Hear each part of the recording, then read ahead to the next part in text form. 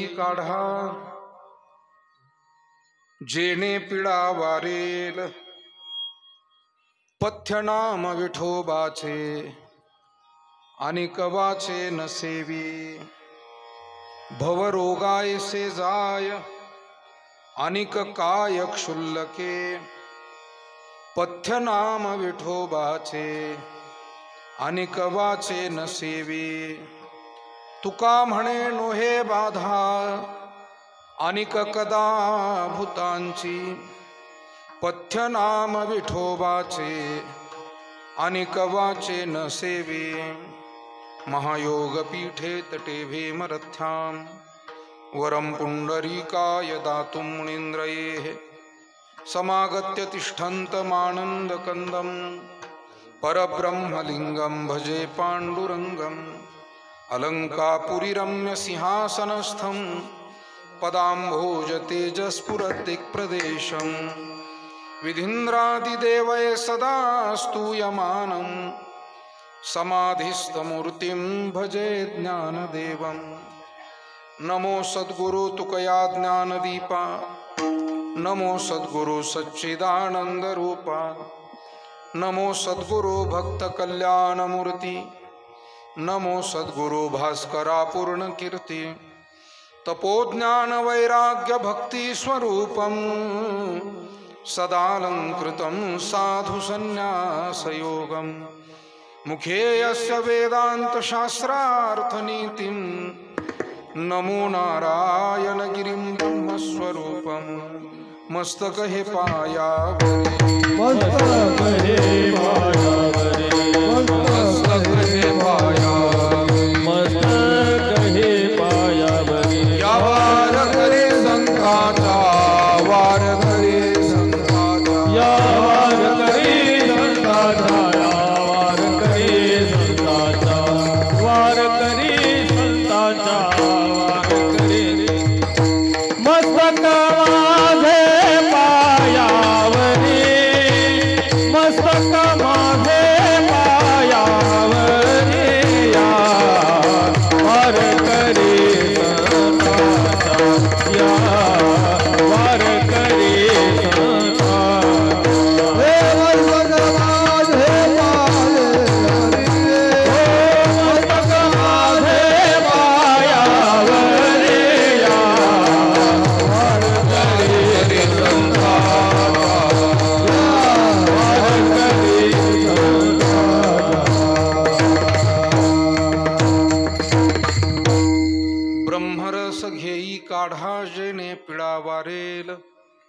पथ्य नाम विठोबाचे अनिक वाचे न सेवी। संत श्रेष्ठ जगदवंदनीय जगद्गुरु श्री तुकाराम महाराज यांचा 4 चरणांचा हा महत्त्वपूर्ण अशा स्वरूपाचा अभंग कीर्तन सेवेसाठी निवडलाय। जगद्गुरु तुकाराम महाराजांना एक गोष्ट माहिती आहे की मनुष्य जीवन म्हटलं की त्यामध्ये दुःख आहे, व्यथा आहे, चिंता आहे, क्लेश आहे, अडचणी आहे। पण जीवनातील या सगळ्या दुःखावरती उपाय काय याचं संशोधन संतांनी केलं, त्याचा अनुभव स्वतः घेतला आणि तोच अनुभव जगालाही सांगितला। या अभंगद्वारा सुद्धा जगद्गुरु तुकाराम महाराज म्हणतात, भगवान परमात्म्याच्या नामस्मरणातून मिळणारा जो आनंद, ईश्वरीय सेवेतून त्या ब्रह्मतत्वाच्या सेवेतून मिळणारा आनंद म्हणजेच ब्रह्मरस। आणि त्या ब्रह्मरसाचं पान केलं, तो काढा घेतला की जीवनातील पीडा नाहीशी होईल, दुःख नाहीसे होतील। पण औषध म्हटलं की पथ्य आलं आणि म्हणून दादा याचा आवाज थोडासा ते बंद कर, थोडा आवाज।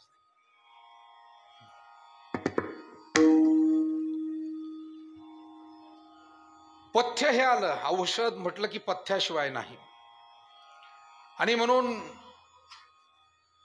आयुर्वेद शास्त्रामध्ये जे चालतं त्या आजारी माणसाला त्याला पथ्य म्हणतात आणि जे चालत नाही त्याला कुपथ्य किंवा अपथ्य म्हणतात। आपण बहुधा बोलताना उलट करतो, जे खायचं नाही त्याला आपण पथ्य म्हणतो, नाही जे खायचंय ते पथ्य। आणि म्हणून इथे महाराजांनी कसं म्हटलं पहा, पथ्य नाम विठोबाचे आणि वाचेन सेवी. भगवन नामस्मरण हे स्वीकारा आणि वाचेला बाकीच्या गोष्टींचा छंद लागू देऊ नका, म्हणजे हा ब्रह्मरस आपल्याला लागू पडेल. मग कोणता फायदा त्याच्यातून होईल?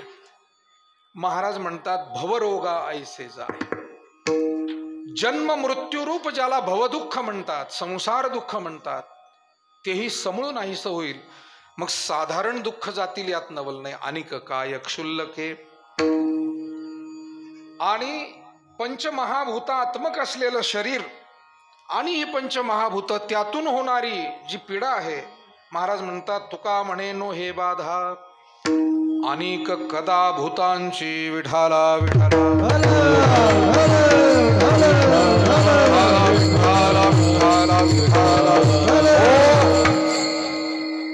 अभंगातील चारही चरणांचा हा थोडक्यात मतितार्थ आपल्या समोर ठेवलाय.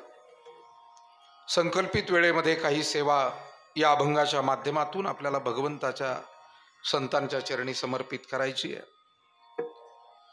डोराळे, तालुका राहता, जिल्हा अहिल्यानगर या ठिकाणी वेताळ पाटील परिवार आणि या परिवाराच्या पूजनीय मातोश्री कैलासवासी गंगा भागीरथी सत्यभामाबाई बाजीराव पाटील वेताळ यांचं प्रथम पुण्यस्मरण आपल्या सर्वांच्या उपस्थितीमध्ये आज साजरं केलं जात आहे. हे पुण्यस्मरण मोठ्या श्रद्धेनं जे करतायत ती त्यांची सर्व मुलं मुली सुना नातवंड. त्यामध्ये श्री उत्तमराव बाजीराव पाटील वेताळ, श्री बाळासाहेब बाजीराव पाटील वेताळ, श्री ज्ञानदेव बाजीराव पाटील वेताळ, श्री साईनाथ बाजीराव पाटील वेताळ, श्री बाबासाहेब बाजीराव पाटील वेताळ, श्री संजयराव बाजीराव पाटील वेताळ आणि मातोश्रींच्या मुली गंगा भागीरथी सुनीताताई साईनाथ पाटील निकम आणि सौभाग्यवती चंद्रकलाताई सीताराम पाटील खाडे. या निमित्तानं वेताळ पाटील परिवाराचे जमलेले सर्व आप्तेष्ट नातेवाईक, डोराळे आणि पंचक्रोशीतील सर्व ग्रामस्थ, आपल्या डोराळे गावची आणि परिसरातील आदरणीय भजनी मंडळी, डोराळे कणकुरी पंचक्रोशीतील आदरणीय भजनी मंडळी, विद्यार्थी मंडळी, विनेकरी हरिभक्तीपरायण निकम महाराज, ज्याने आपल्या प्रभावी सुंदर गायनानं प्रारंभ करून दिला, ते गायनाचार्य संगीत विशारद नंदकिशोरजी महाराज भगत, गल्ले बोरगाव, तालुका खुलताबाद, जिल्हा छत्रपती संभाजीनगर. दुसरे अत्यंत प्रभावी असे गायनाचार्य संगीत विशारद सुनीलजी महाराज पारे, वळण मानोरी, तालुका राहुरी, जिल्हा अहिल्यानगर. अत्यंत समर्पक अशी वादनाची प्रभावी साथ करणारे आपल्या सद्गुरू नारायणगिरी महाराज आश्रम श्री क्षेत्र नेवासा येथील आमचे सहकारी प्रसाद महाराज तरवडे, आपले दोन्हीही चोपदार बंधू, या निमित्तानं आवर्जून उपस्थित या भागातील जाणती आणि प्रमुख मार्गदर्शक मंडळी, त्यामध्ये सन्मान्य बाबासाहेबजी डांगे पाटील तथा बापू,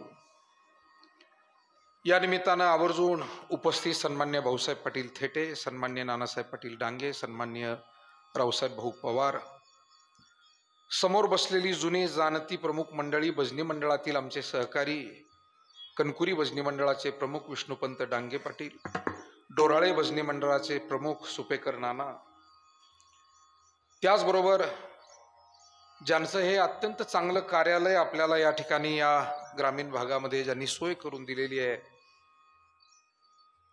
नानासाहेब पाटील डांगे, दोघंही नानासाहेब पाटीलच आहेत. तेव्हा ज्यांचं कार्यालय ते सुद्धा आमचे नानाभाऊ डांगे पाटील, त्यांचा सगळा परिवार, ज्यांची सुंदर साऊंड व्यवस्था आपल्या भागामध्ये नव्हे तर जिल्ह्यात आणि महाराष्ट्रात सुप्रसिद्ध आहे, असे आपले रविभाऊ चौधरी पोहेगाव, तालुका कोपरगाव, आमचे व्हिडिओग्राफर, समोर बसलेली वडीलधारी मंडळी, तरुण मंडळी, माता भगिनी आणि विशेष करून वेताळ पाटील परिवारातले सर्व सदस्य, आजींची सर्व मुलं, 6 बंधू, मोठा परिवार आहे, 2 भगिनी आहे, सुना आहे, नातवंड आहे. पण अतिशय श्रद्धेनं भक्तिभावानं हा कार्यक्रम त्यांनी करू घातलाय आणि म्हणून जवळजवळ 4-5 महिने झाले असतील आमच्या रविभाऊ चौधरी यांनीच मला फोन केला, त्यांचे आणि वेताळ पाटलांचे स्नेहसंबंध. तदनंतर भेटायलाही आले, पत्रिकाही दिली, कालच्या चतुर्थीलाही येऊन गेले, कालच्यालाही फोन झाला. म्हणजे अतिशय काळजीनं, प्रेमानं, आपुलकीनं त्यांनी या कार्यक्रमाचं सगळं नियोजन केलंय. आणि नानासाहेब पाटील डांगे यांनी तर ही भव्य सोय केलेलीच आहे.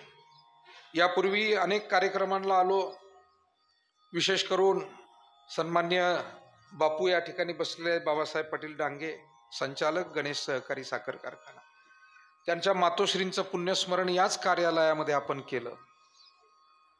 तेव्हा खूप चांगली सोय झालेली. आपले सरपंच सन्माननीय भाऊसाहेबजी डांगे पाटील सर हेही उपस्थित झाले, त्यांनाही धन्यवाद देतो. आणि आपण सर्वजण मिळून आज मातोश्रींना ही आदरांजली, श्रद्धांजली अर्पण करतोय. या मातोश्रींच्या बाबतीमध्ये आपण सर्वजण जाणता की कैलासवासी बाजीराव पाटील वेताळ यांना जाऊन मी आल्याबरोबर विचारलं तर जवळजवळ 30 वर्षापेक्षा अधिक काळ होऊन गेला, 30-32 वर्ष झाली. म्हणजे या मुलांची जबाबदारी समर्थपणानं मातोश्री सत्यभामाबाई यांनी सांभाळली, यांना मार्गदर्शन केलं आणि आपापलं जीवन जगण्यासाठी विविध क्षेत्रामध्ये चांगलं काम करण्यासाठी त्यांना संस्कार दिले, बळ दिलं, पाठबळ दिलं. मला वाटतं घरातल्या वडीलधाऱ्या माणसांचं मार्गदर्शन जिथे दिलं जातं आणि जिथे घेतलं जातं त्या परिवारांची एक वेगळी वाटचाल आपल्याला पाहायला मिळते, एक चांगली वाटचाल पाहायला मिळते. म्हणून भाग्यवान असतात ती तरुण पिढी की ज्यांना वडीलधाऱ्यांकडून मार्गदर्शन मिळतं, आणि भाग्यवान असतात ते मायबाप की ज्यांना मार्गदर्शन घेणारे, त्या विचारानं चालणारे मुलं बाळ मिळतात.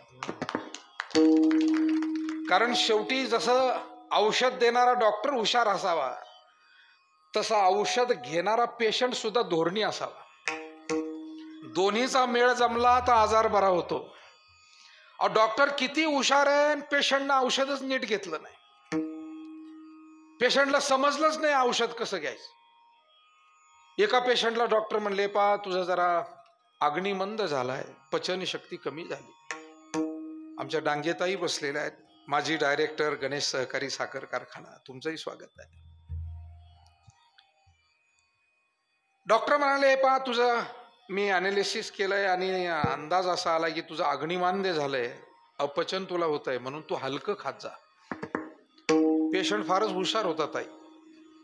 त्यानं विचार केला, हलकं काय? मग तो म्हणाला, पाण्यापेक्षा तेल हलकं आहे, कारण ते पाण्यावर तरंगतं, आणि तेलापेक्षा भजे हलके म्हणला ते तेलावर तरंगतात.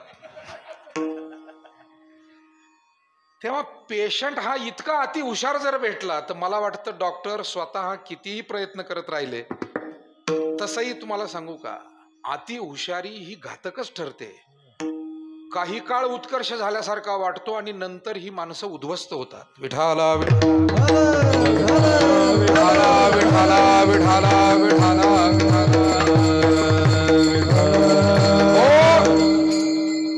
हुशार कुणाला म्हणायचं? ज्याला स्वतःलाही समजतं आणि जो आपल्यापेक्षा जगातल्याही लोकांना समजतं असं मानतो, त्याला कोण काय म्हणायचं? हुशार. पण ज्याला थोडंफार समजतं पण आपल्यापेक्षा कोणालाच जास्त समजत नाही असं ज्याला वाटतं, त्याला म्हणायचं अतिहुशार. म्हणून ही व्याख्या आज घेऊन जा. अतिहुशाराची व्याख्या काय?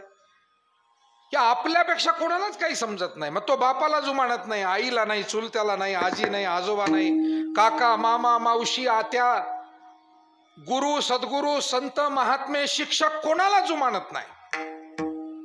म्हणून मायबाप हो. दुर्योधन काही अडाणी नव्हता पण अति हुशार होता, जुमानत नव्हता ना कोणाला. बाकी काय तो काही मंद बुद्धीचा होता, बाकी काय त्याला काही एवढं समजत नव्हतं, असं थोडं समजत होतं पण त्याच्या समजुतीमध्ये व्यापकपणा नव्हता जो पांडवांच्या होता. धर्मराज, भीमदादा, अर्जुन, नकुल, सहदेव. बसा भागवत पाटील बसा. या सगळ्यांनी वेळोवेळी मार्गदर्शन घेतलं. आईच्या पुढे गेले नाही. आईनं अडाणीपणाने एखादी गोष्ट सांगितली असेल पण आई सांगते ते योग्य आहे, कारण हे पहा, वडीलधारी माणसं आपल्यापेक्षा कमी शिकलेली असतील, पण आपल्यापेक्षा त्यांचे अनुभव जास्त असतात. आणि कधी कधी पुस्तकापेक्षा अनुभवातून मिळालेलं ज्ञान हे सुद्धा फार श्रेष्ठ असतं. म्हणजे एका मुलाला नोकरी लागली, सरकारी ऑफिसामध्ये, कचेरीमध्ये नोकरी लागली आणि चांगली नोकरी करू लागला. 4-6 महिने झाले, जायचा आनंदानं, जायचा आनंदानं, यायचा. पण एकदा तो असा जरा दुःखी दिसला. 4-2 दिवस झाले ती आई पाहत होती, आपला पोरगा बोलत नाही जास्त, काही टेन्शन मध्ये दिसतो. म्हातारीनं विचारलं, बाबा काय झालं रे, जरा तू 2-4 दिवस झाले जेवणाकडे लक्ष नाही, नीट झोपत नाही, मोकळा असा बोलतही नाही, काय झालं? तो म्हणला, बाई आता तुला सांगून काय उपयोग आहे, ऑफिसातली कामं, तिथल्या अडचणी, तुला काय कळतं?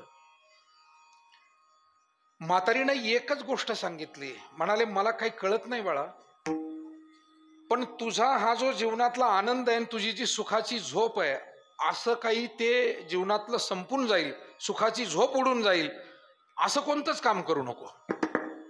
2 कामं कमी झाली चालतील, पण रिकामं काम करू नको.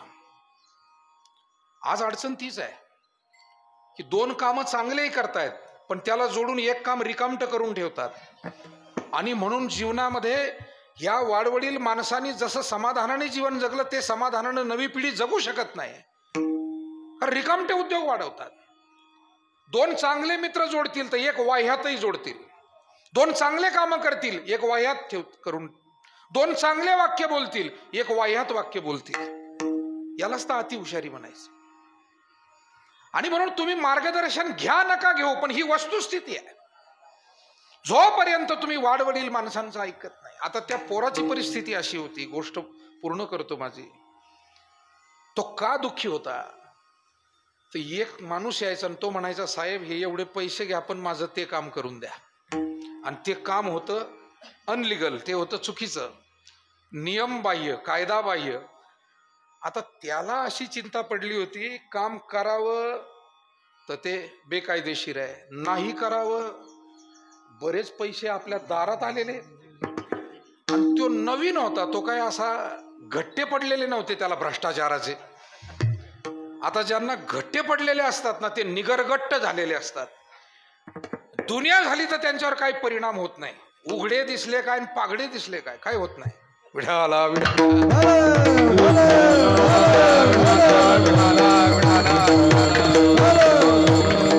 घट्टे पडलेले असतात. हे नवीन पोरग, नवीन नोकरीला लागलेलं, आपल्या भाषेत सांगायचं कवळं. आणि म्हातारीनं त्याला 1 वाक्य सांगितले, पहा तुझी सुखाची झोप आयुष्यातली संपून जाईल, असा निर्णय घेऊ नको. आणि 1 वाक्यानं त्याचं कोढं सुटलं. तो ऑफिसात गेला आणि सांगितलं, साहेब तुमचे पैसे मला नसले चालतील, पण मी मात्र चुकीचं काम करणार नाही. मला एवढंच म्हणायचं.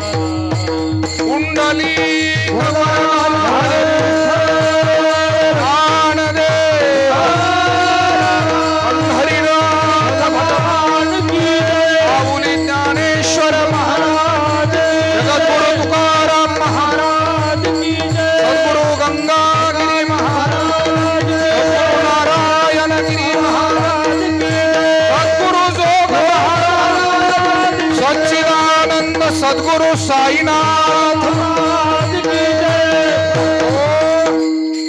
आणि म्हणून मानवी जीवनामध्ये मनुष्याला हे जीवन सुखानं आनंदानं व्यतीत करायचंय.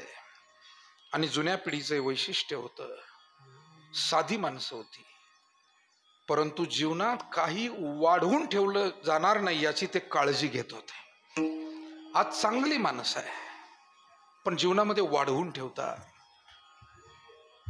हे पहा, विनंती एवढीच आहे, चप्पल बूट पायातले काढून इकडे या बरं का. माझी तुम्हाला अगदी पाया पडून विनंती आहे, कोणीही चप्पल बूट घालून या व्यासपीठाकडे येऊ नका, कारण आम्हाला तुमची लात लागली तर लागू द्या, आम्ही काय तेवढे किमतीचे नाही आहे. पण इथला हा टाळ, हा विणा आणि हा मृदंग माऊलीनी तुकोबारायनी दिलेला आहे, त्याचं पावित्र्य राखणं आपलं काम आहे. त्याला पाय लागू देऊ नका. तुमच्या चप्पल बुटा थोडे काढणारे दादा हो. इथं हे आपण आजीबाईंचा फोटो मांडलाय, काय तुमच्या चपलान बुटा? म्हणजे प्रत्येक कार्यक्रम काय लग्न साखरपुडा असतो का? श्राद्धाचा कार्यक्रम आहे हा. कार्यक्रम कीर्तनाचा आहे, त्याच्यात फरक असतो. सभा वेगळी, कीर्तन वेगळं, लग्न वेगळं, आणि आपल्याला त्या त्या कार्यक्रमांची समज असली पाहिजे. विठाला विठाला. आता त्या मगाशी त्या पोरी चपला घालून हिंडत होत्या, आता तुम्हाला समजलं पाहिजे. चांगल्या हायस्कूलला जाणाऱ्या मुली आहे, चांगलं आहे. तुम्हाला चपला घालून आमच्या पुढे हिंडता तुम्ही, बरं तुम्हाला सांगायलाच कोणी राहिलं नाही. सांगितलं तुम्ही ऐकत नाही, आणि मग हे तर बोलतोय मी सध्या.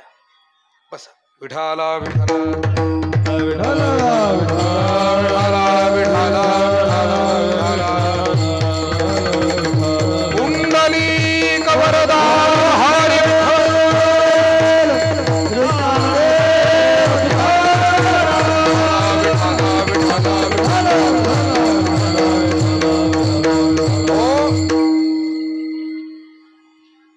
मला वाटतं या मातोश्रींचं जे श्राद्ध आहे, मी त्यांच्याविषयी जे आल्यानंतर इथल्या मान्यवरांकडून समजून घेतलं.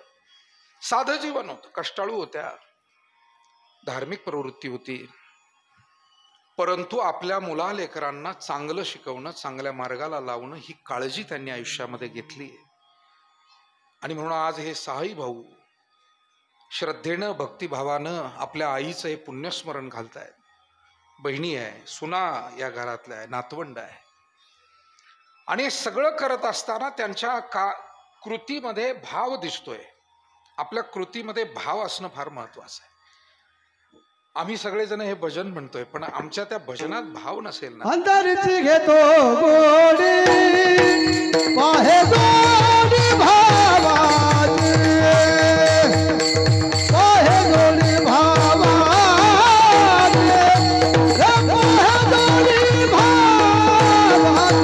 अंतरची घेतो गोडी पाहे गोडी भावाची, पाहे गोडी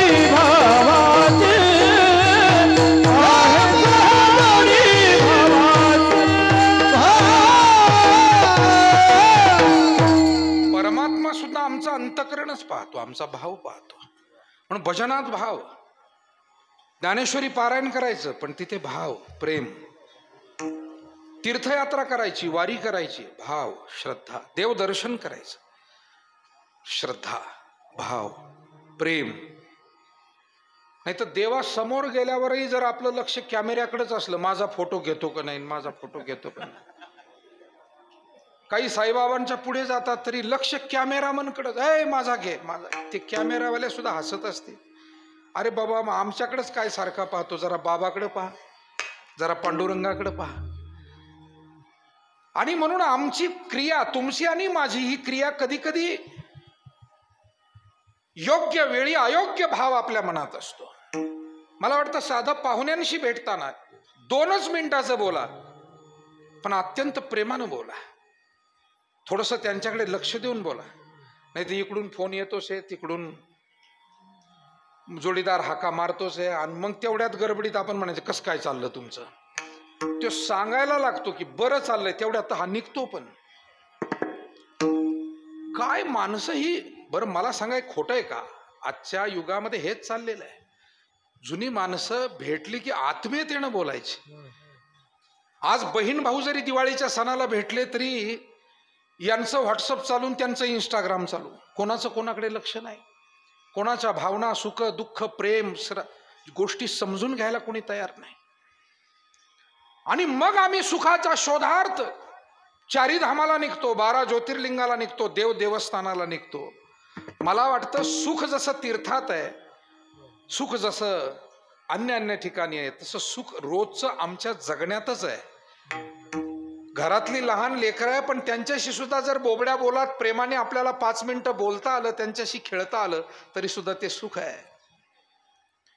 आलेल्या पाहुण्यांशी आपुलकीनं बोलता आलं, ते सुख आहे. प्रेम सुख दे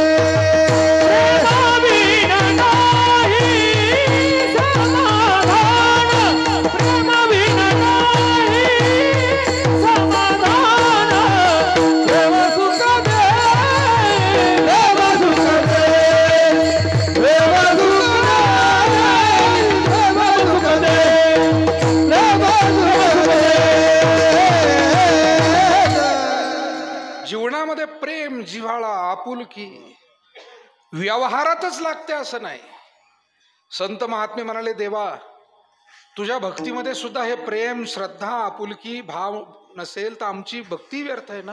म्हणून प्रेम सुख देई, प्रेम सुख देई थोडा ऐकू द्या.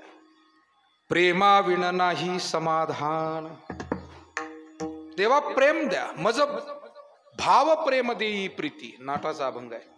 मज भाव प्रेम देई प्रीती, गुणनाम वर्णावया स्तुती, विघ्ना सोडवणी हाती, विनंती माझी परिसावी हे.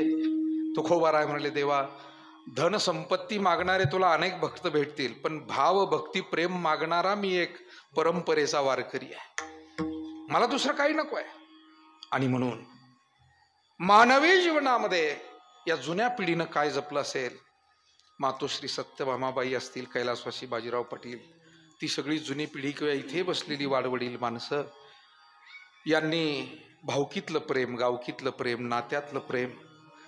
आणि माझी नव्या पिढीला रोज विनंती असते, सांगणं असतं की बाबा हो, 2 पैसे मिळवा, शिक्षण घेऊन मोठे व्हा, पण हे सगळं करताना आपल्या घराण्यांमध्ये चालत आलेले जे संस्कार आहेत ते सोडू नका.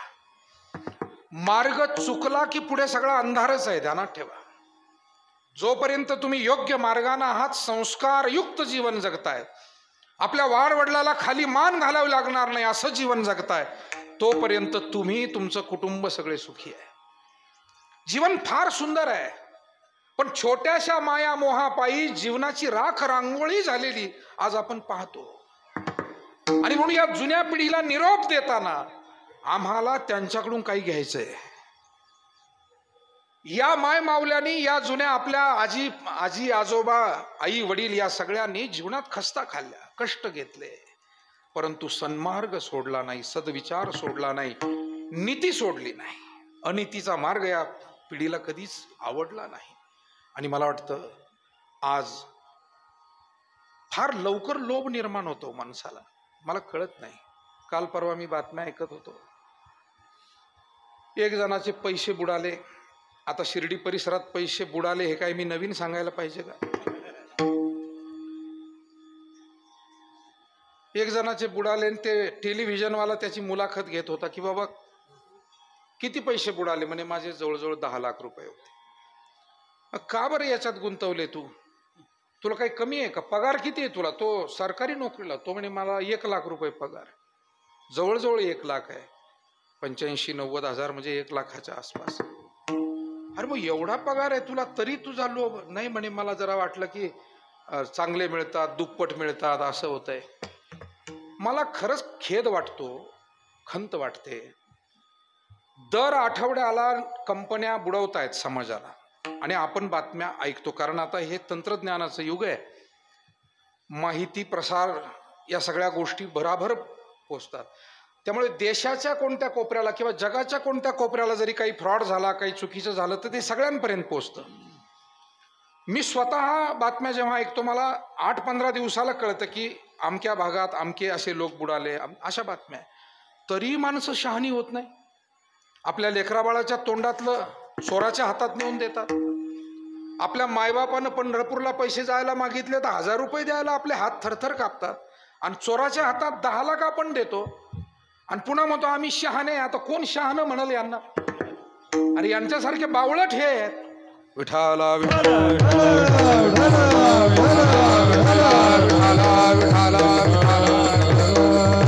कुंडली कवरदा हरी ज्ञानदेव हरिनाथ. सावध व्हा मायबापांनो, सावध व्हा बंधू भगिनींनो. या जगामध्ये जग जसं जसं प्रगत होत आहे, जगाची प्रगती फक्त शिक्षण, आरोग्य, दळणवळण, तंत्रज्ञान एवढ्यासाठीच नाही आहे. फसवाफसवीची प्रगती सुद्धा फार वाढली. जशी चांगली प्रगती होते तशी अधोगती त्याच्या सोबत येते. पूर्वीच्या काळी माणसांना फसण्याचा धोका कमी होता. हल्ली सर्व ठिकाणी फसण्याचा धोका आहे. व्यापारात सुद्धा तुम्ही विचारपूर्वक व्यापार करावा, खरेदी करताना विचारपूर्वक करावी.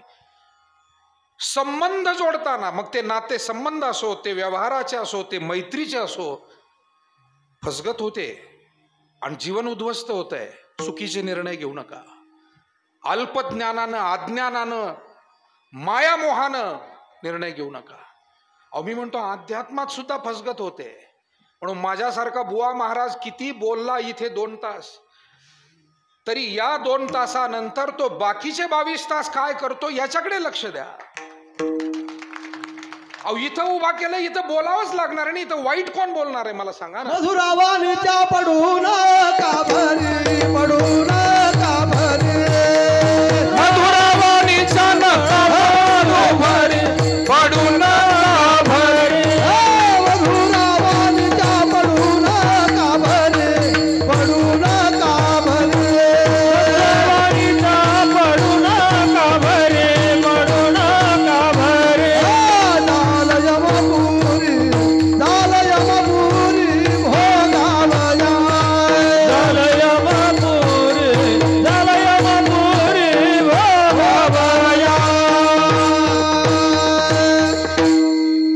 मधुरावाणीच्या नका पडू भरी, जाल यमपुरी भोगावया. पोपटासारखे लुटू लुटू लुटू लुटू बोलणारी माणसं, प्रवचनकार, कीर्तनकार, व्याख्यानकार, नेते, अभिनेते, पुढारी अनेक जण आहे. पण प्रत्येकाच्या शब्दाला भाळून उपयोग नाही. त्याचा कार्यकर्तृत्व, स्वभाव, संस्कार हाही महत्वाचा आहे. आणि म्हणून आजची पिढी शिकलेली आहे, पण समजूतदारपणा कमी आहे, समज कमी आहे त्या कोणत्याही गोष्टीला समजून घेण्याची. मी म्हणतो एखादा वडीलधारा माणूस तुम्हाला रागवून बोलत असेल, पण त्या रागावण्यात आपलं कल्याण आहे हे समजलं पाहिजे, याला समजूतदारपणा म्हणतात. आणि एखादा तुमचा मित्र गोड बोलून तुम्हाला दारू प्यायची शिकवत असेल, याच्यात तुम्ही बर्बाद होत नाही, तुमच्या कुटुंबाला आणि पुढच्या 2 पिढ्यांना बर्बाद करताय, उद्ध्वस्त करताय. म्हणून गोड बोलला नुसता म्हणून तो श्रेष्ठ ठरला असं नाही. आमचे चोखोबा महाराज म्हणतात, काय भुलला शिवर दिया रंगा, काय भुलला शिवर दिया रंगा,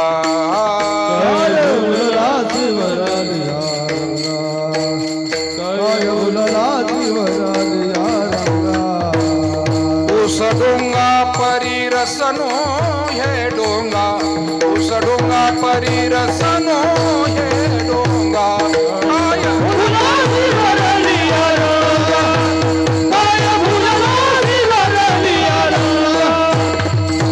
डोंगा परी भावनो हे डोंगा,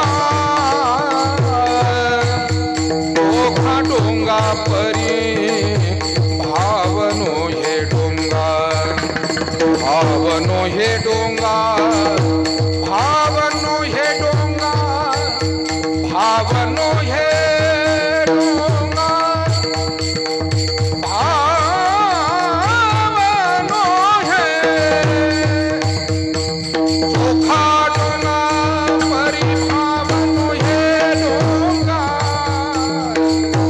ओ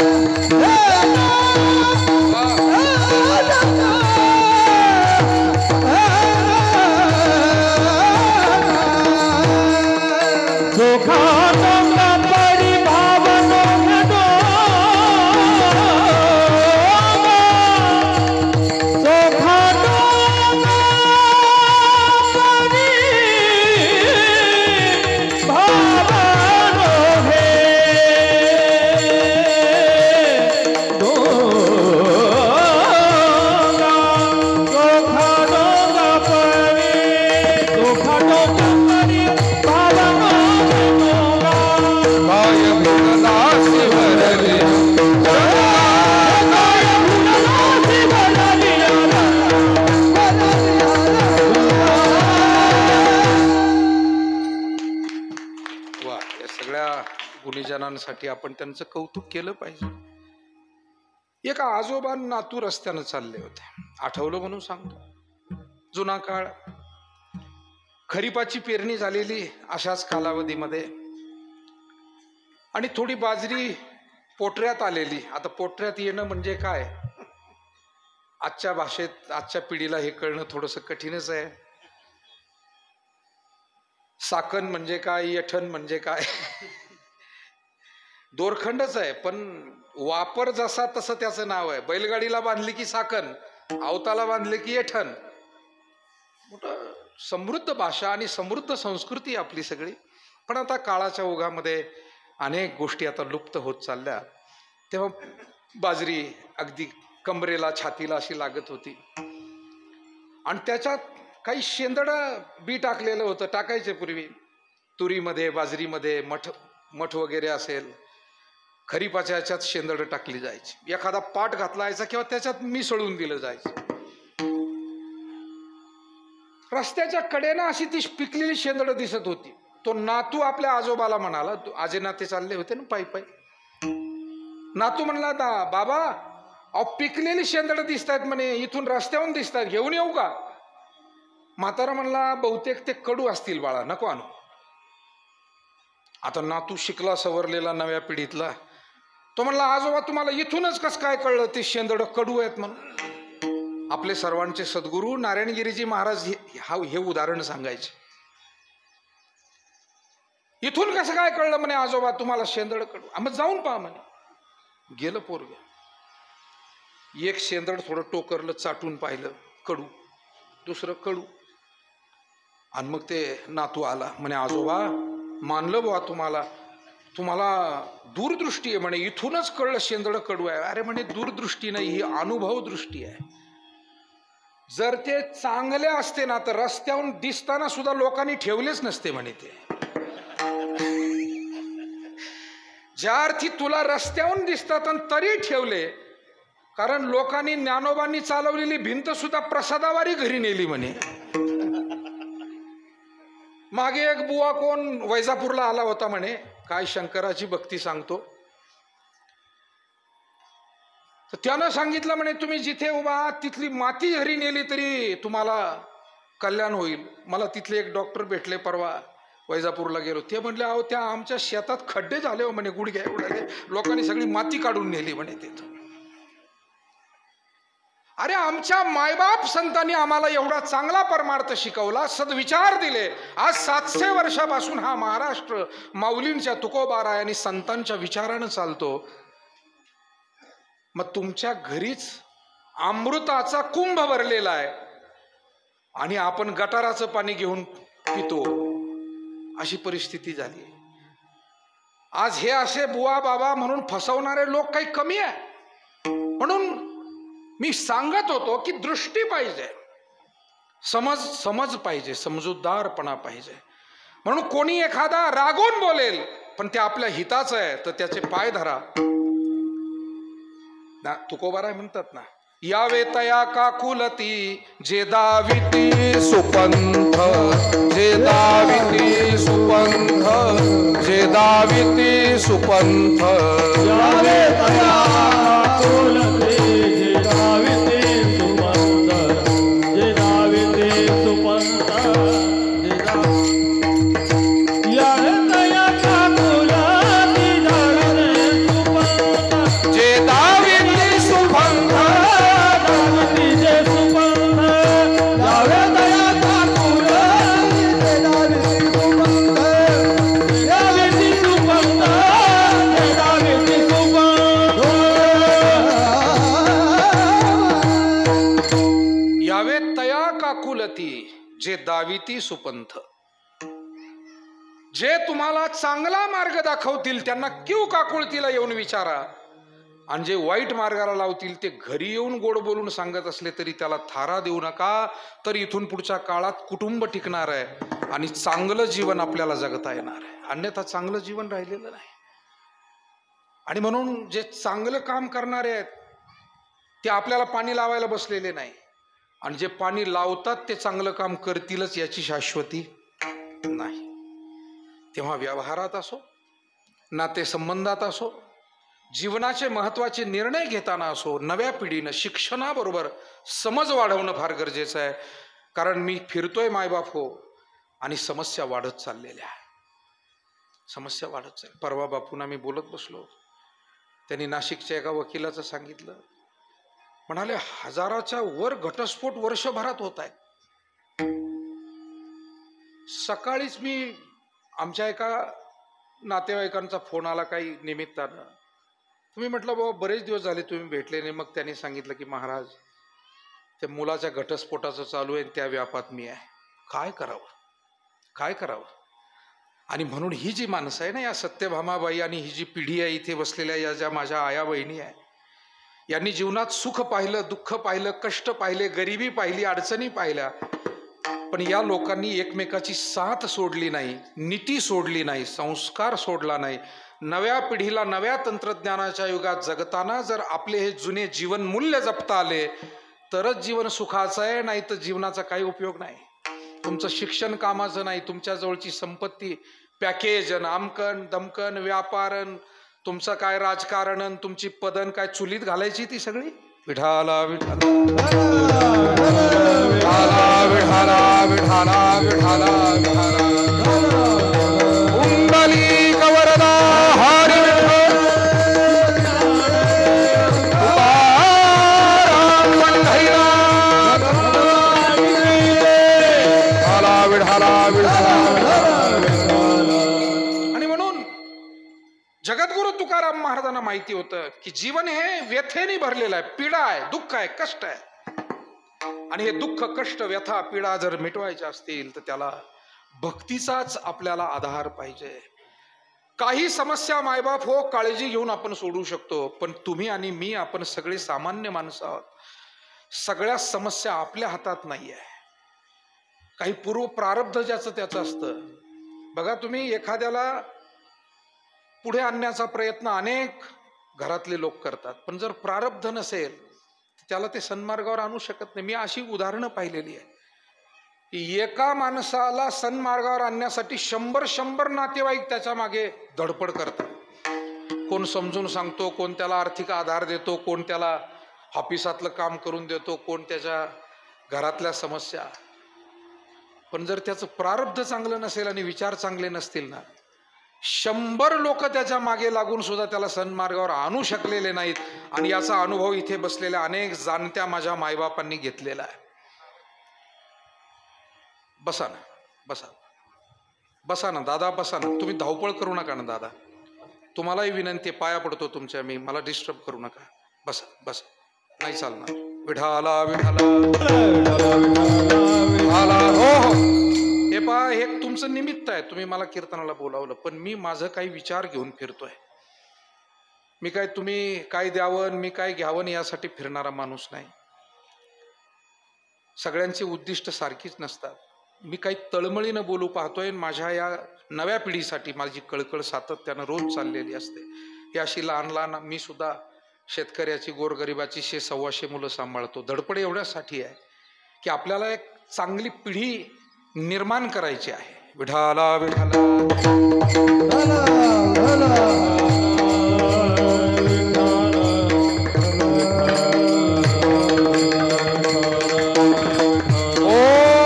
आपले सर्वांचे परमार्थ मार्गदर्शक महामंडलेश्वर स्वामी काशिकानंद गिरीजी महाराज यांचं आगमन झालंय.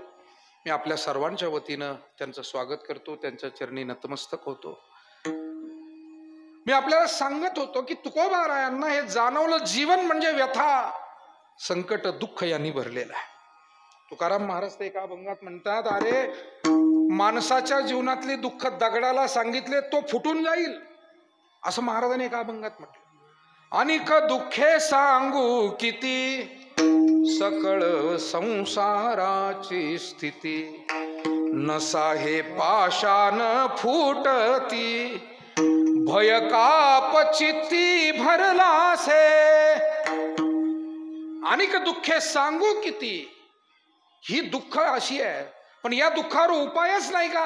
हो, मी सांगत होतो, काही दुःख आपण आपली काळजी घेऊन मिटवू शकतो, पण काही दुःख अशी आहे आता आपल्याला एखादा आजार होणं हे आपल्या हातात नाही. काही पथ्य पाळली तर काही आजार होणार नाही, पण सगळेच आजार हे मानवी चुकीमुळे होत नाही. काही प्रारब्धाच्याही गोष्टी असतात हो.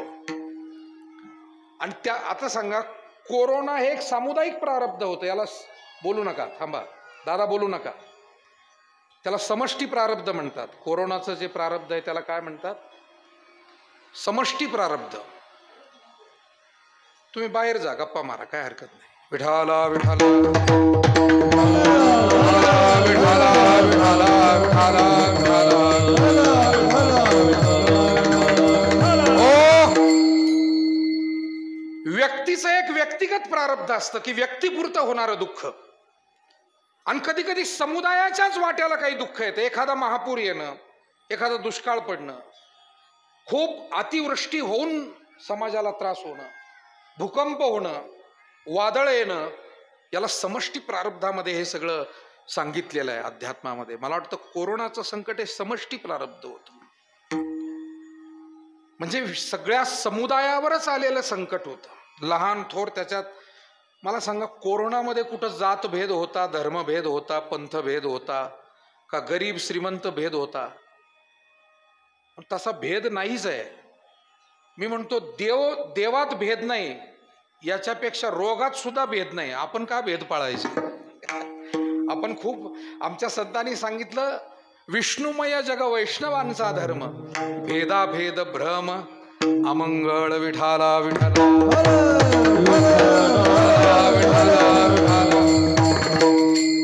म्हणून सर्व प्रश्न आपण आपल्या स्वतःच्या बुद्धिमत्तेवर सोडवू शकत नाही. मग तिथे आपल्याला मानसिक आधाराची गरज असते, पुण्यबळाची, भावबळाची गरज असते. आणि ते आमच्या जीवना पुण्यबळ जर निर्माण करायचं आहे, अंतःकरणामध्ये मनोबल निर्माण करायचं आहे, तर त्याच्यासाठी व्यवहारामध्ये कुठे औषध नाही. मला वाटतं एखादा शरीरानं थकला तर त्याला आपल्याकडे वेगवेगळे औषधं दिले जातात, टॉनिक दिलं जातं, औषधं दिले जातात की त्याच्या शरीरात थोडी तरतरी यावी. पण एखादा मनाने खचला, जा बरं, माझी विनंतीच आहे, एखाद्या डॉक्टर महाशयाकडे जा आणि म्हणा, आम्ही मनाने खचलो आणि एक गोळी द्या. आहे काय गोळी? पण आमच्या संत महात्म्यांकडे त्याचं औषध आहे. हेची भवरोगाचे औषध, जन्म जरा तुटे व्याध, हे भवरोगाचं औषध आहे. मानवी जीवनात तुम्ही आणि मी कधी कधी जर मनानं उदास झालो, खचलो, तर त्याला मनोबल वाढवण्यासाठी आणि आपल्या जीवनात पुण्यबळ वाढवण्यासाठी काय करावं? महाराज म्हणले, ब्रह्मरसाचा काढा घ्यावा. अभंगाचं पहिलं चरण. ब्रह्मरस घेई काढा, ब्रह्मरस घेई काढा, ब्रह्मरस घेई काढा,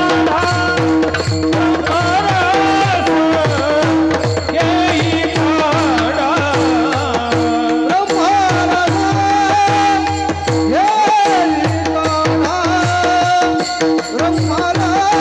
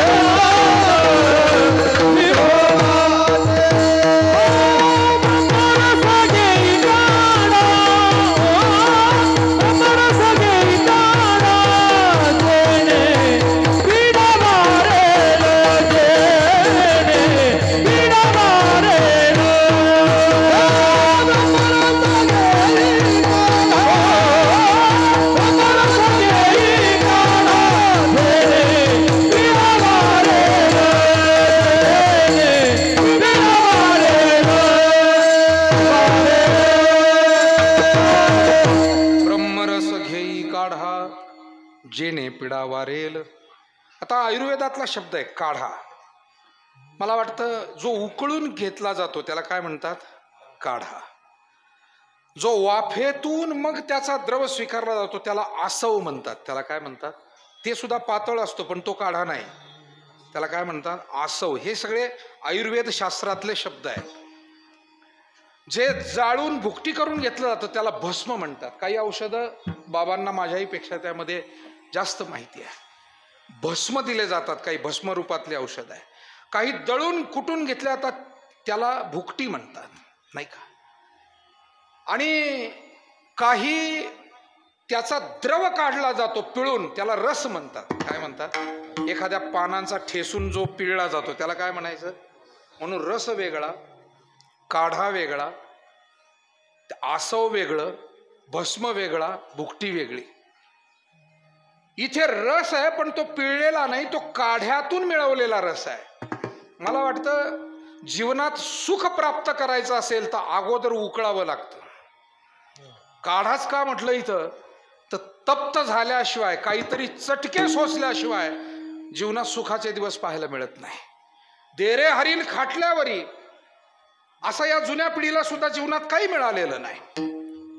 आज या 6 भावांना उभं करताना या मायबापांना, बाजीराव पाटलांना, सत्यभामाबाईंना कष्ट झाले. आज हेही मुलं, जी 6 मुलं आहेत, ते आपल्या पिढीला घडवताना कष्ट करतायत. आणि म्हणून नेहमी पुढच्यानं मागच्या विषयी कृतज्ञ राहणं ही आपली संस्कृती आहे. पुढे जाणारानं मागच्याकडे वळून पाहणं आणि त्या आधारावर मी जगतो आहे याचं भान ठेवणं. मग मागे वळून पाहताना आपल्यावर देवाचे उपकार आहे, ग्रंथाचे उपकार आहे, संताचे आहे. आजी आजोबा, आई वडील, चुलते काके, सगळ्या कुटुंबाचे उपकार आपल्यावरती आहे, सगळ्या नातेवाईकांचे आहे. सर्व जाती धर्मातल्या समाजाचं सुद्धा आपल्याला सहकार्य मिळालेलं असतं. आपण काही एकट्यानं जीवन जगतोय का? अनेकांचा हातभार आपल्या जीवनासाठी उपयोगी पडतो. मला वाटतं निसर्गाचे आपल्यावर उपकार आहे, पशुपक्ष्यांचे आपल्यावर उपकार आहे. आणि म्हणून या उपकारांची जाणीव ठेवून कृतज्ञ भावनेनं ज्या परमात्म्यानं आम्हाला हे जीवन दिलं आणि जो परमात्माच आम्हाला सुख प्रदान करू शकतो त्या परमात्म्याचं भजन करणं. जने हा जीव दिला दान, जने हा जीव दिला दान, दयाचे करीन चिंतन, दयाचे करील चिंतन, जगत जीवन नारायण, जगत जीवन नारायण,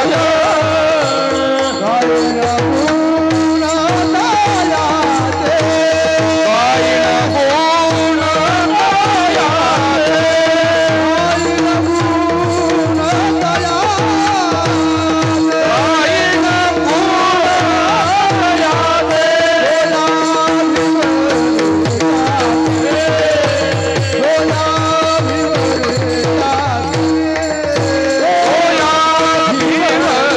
गायन गुण दयाचे,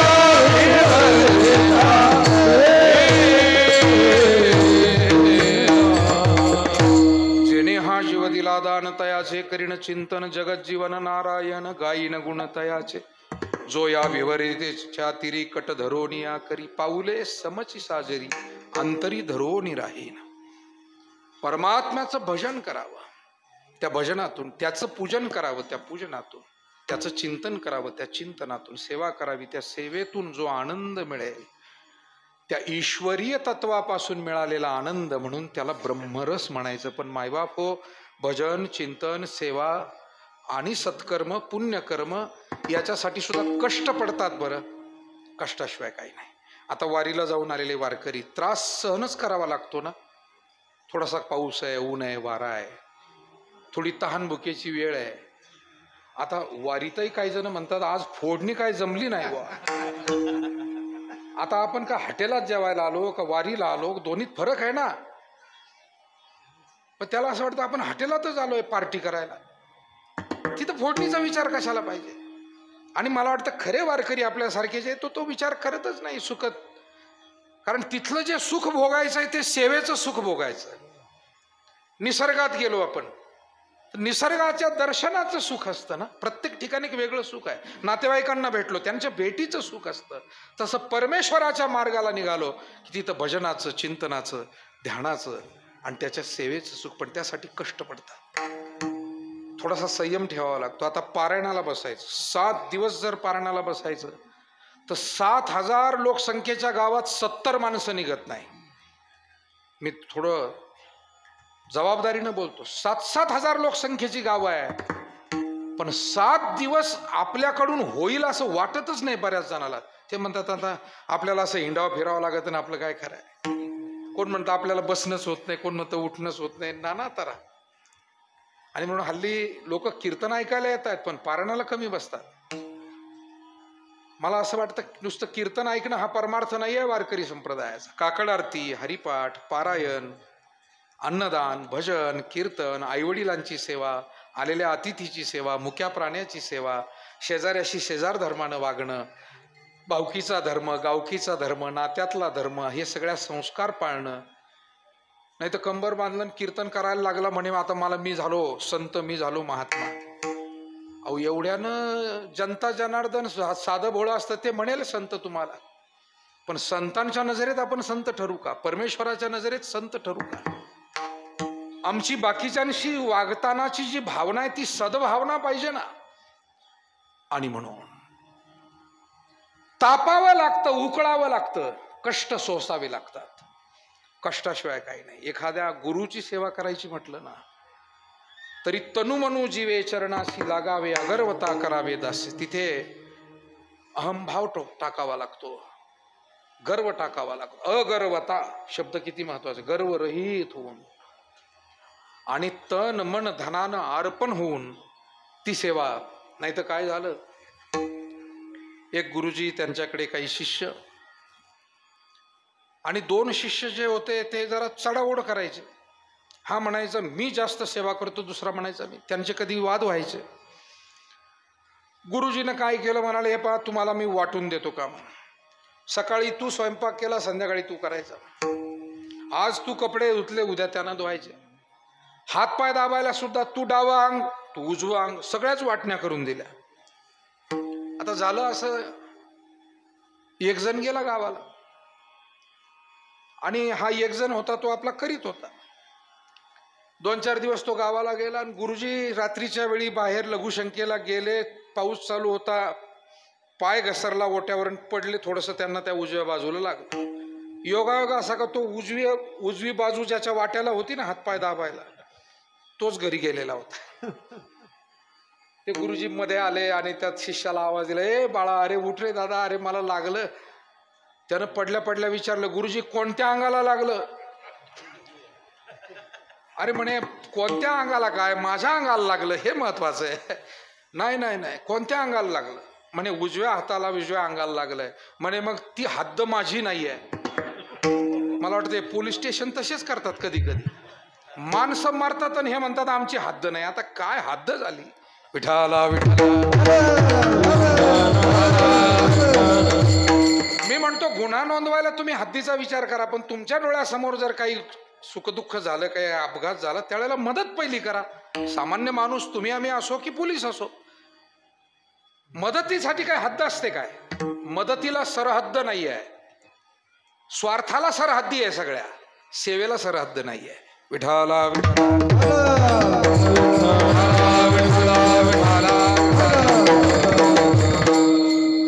पण हा शिष्य अज्ञानी.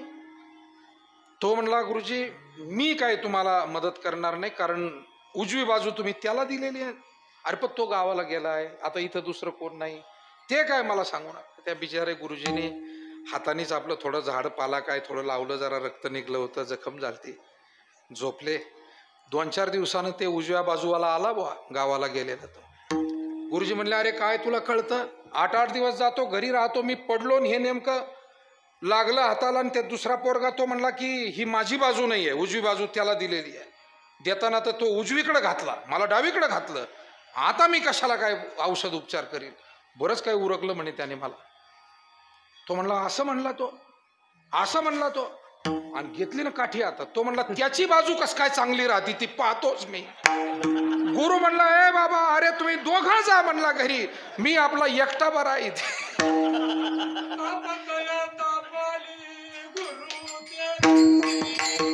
हो महाराज, जाऊ द्या. आपल्याला समारोपाकडे आता ते ऐकू येणार नाही. तापत्रय तापली हा भगवे दे, नाही ते तो काही विषय नाहीये, फक्त गुरुचा विषय आहे. हा काही भेदभाव नाही त्याच्यामध्ये. मला एवढंच म्हणायचं आहे,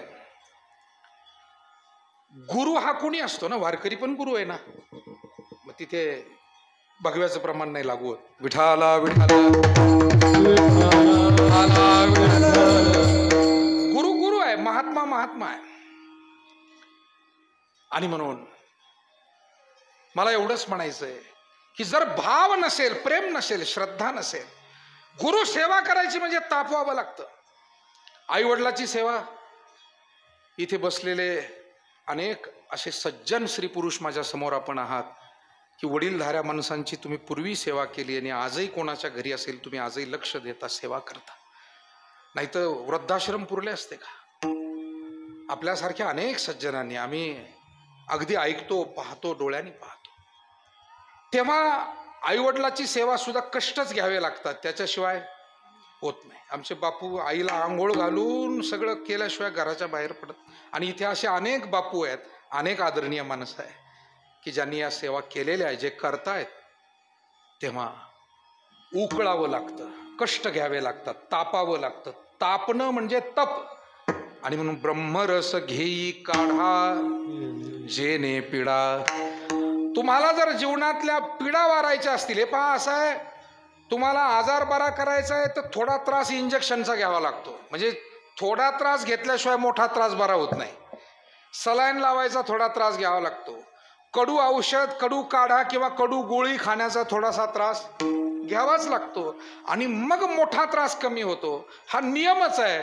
तसं सेवा करताना थोडंसं दुःख कष्ट पडतील, पण जीवनातले सर्व कष्ट त्यानं निवारण होतील. जेने पिढा वारेल. आदिदैविक, आदिभौतिक आणि आध्यात्मिक अशा त्रिविध तापांचा परिहार होतो तो भगवत भक्तीनं. आणि मग महाराज म्हणतात पथ्यनाम विठोबाचे आणि कवाचे न सेवी. पथ्य त्याला काय आहे, मी सुरुवातीला म्हणून गेलो. पथ्य त्याला म्हणतात जे आजारी माणसाला चालतं, आणि कुपथ्य किंवा अपथ्य त्याला म्हणतात जे चालत नाही. जसं फनफनून ज्याला ताप आला त्याला तुम्ही पथ्य म्हणून, मग तो आपल्याकडे हे असतं ताप कमी. मला ती वनस्पती आता आठवे ना, तुळशी सारखंच दुसरं आणखी काय असतं, पुदिना. तर त्याचा काढा जर दिला तर ताप काय होतो, कमी होतो. पण जर ताप आलेल्या व्यक्तीला जर का तुम्ही दूध दिलं तर नाही, तो ताप वाढतो, आजार वाढतो. म्हणजे फनफनून ताप आलेल्या व्यक्तीसाठी दूध हे अपथ्य आहे आणि त्या पानांचा रस हा काय आहे, त्याच्यासाठी पथ्य आहे. तसं जीवनामध्ये संसार दुःख जर आपल्याला कमी करायचं असेल तर भगवंताचं नामस्मरण हे पथ्य आहे. पथ्य नाम विठोबाचे. आणि बाकीची वाह्यात चर्चा हे अपथ्य आहे. आणि कवाचे न सेवी. त्यातून काय होईल, भवरोगाय से जाय अनिक काय क्षुल्लके. जीवनातील भवरोग नाहीसा होतो. भवरोग म्हणजे काय, जन्माला आल्यापासून ते मृत्यूपर्यंत आणि या जीवनाच्या दोन्ही टोकाला असलेलं जो जन्म मृत्यू आहे, त्या जन्म मृत्यूचं दुःख, जीवनातलं दुःख आणि पुन्हा अनंत जन्मांचं दुःख, हे सगळंच दुःख भगवन नामानं वजा होईल. आणि म्हणून भवरोगाय से जाय अनिक काय क्षुल्लके विढोबा रघुनाथ.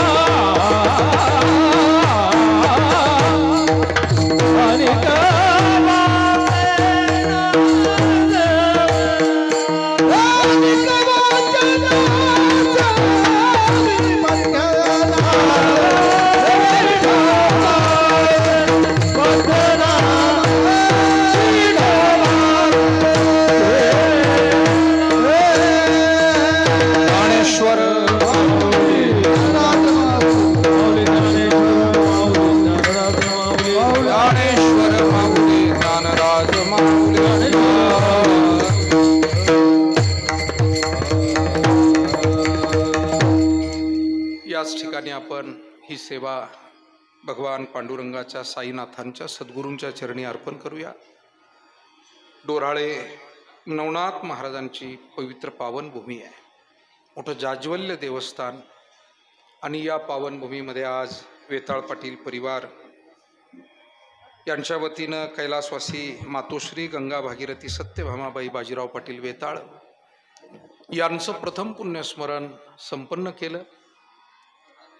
आईसाहेबांचे सर्व मुलं श्री उत्तमराव बाजीराव पाटील वेताळ, श्री बाळासाहेब बाजीराव पाटील वेताळ, श्री ज्ञानदेव बाजीराव पाटील वेताळ, श्री साईनाथ बाजीराव पाटील वेताळ, श्री बाबासाहेब बाजीराव पाटील वेताळ, श्री संजयराव बाजीराव पाटील वेताळ, मुली गंगा भागीरथी सुनीताताई साईनाथ पाटील निकम, सौभाग्यवती चंद्रकलाताई सीताराम पाटील खाडे, या घरातल्या सर्व सुना नातवंड, वेताळ पाटील परिवाराचे सर्व जमलेले आदरणीय आपण आप्तेष्ट नातेवाईक, वडीलधारी मंडळी, तरुण मंडळी, माता भगिनी, या भागातले सर्व प्रमुख मंडळी, मार्गदर्शक मंडळी आपण उपस्थित आहात. भजनी मंडळातील आमचे सगळे आदरणीय सहकारी आहेत, विद्यार्थी मंडळी आहे आणि गुणीजन मंडळी ही सुद्धा आपल्याला फार मान्यवर अशा स्वरूपाची लाभलेली आज. कारण वेताळ पाटलांनी आमचे रविभाऊ चौधरी यांना त्यांनी स्वतः भेटून रविभाऊंनाही सांगितलं, चांगली मंडळी बोलवा आणि आपल्याला कार्यक्रम चांगला करायचा. मी प्रारंभी सुद्धा बोलून गेलो की या मंडळींचं कार्य करताना हा भाव दिसून येतो, श्रद्धा दिसून येते, तळमळ दिसून येते. आणि म्हणून आईविषयीचा हा एक शेवटचा सेवेचा कार्यक्रम आहे. मला वाटतं मायबापांच्या सेवेतली एक महत्त्वाची शेवटची जबाबदारी म्हणजे श्राद्ध असतं आणि ते श्रद्धेनं करणं, म्हणून त्याला श्राद्ध म्हणायचं. आज खरोखर वेताळ पाटील परिवाराने श्रद्धेनं भक्तिभावानं हे श्राद्ध या ठिकाणी घडवून आणलं. आईसाहेबांचे मातोश्रीचे आशीर्वाद, कैलासवासी बाजीराव पाटलांचे आशीर्वाद या परिवाराला, मुलं मुली, सुना नातवंड सगळ्यांना सदैव लाभावे आणि या परिवाराची इथून पुढील वाटचाल अध्यात्ममय, उत्कर्षमय, भक्तिमय व्हावी एवढीच पांडुरंगाच्या साईनाथांच्या चरणी प्रार्थना करतो. या निमित्तानं पुन्हा एकदा मातोश्रींना भावपूर्वक आदरांजली वाहतो आणि मातोश्रींना निश्चितपणे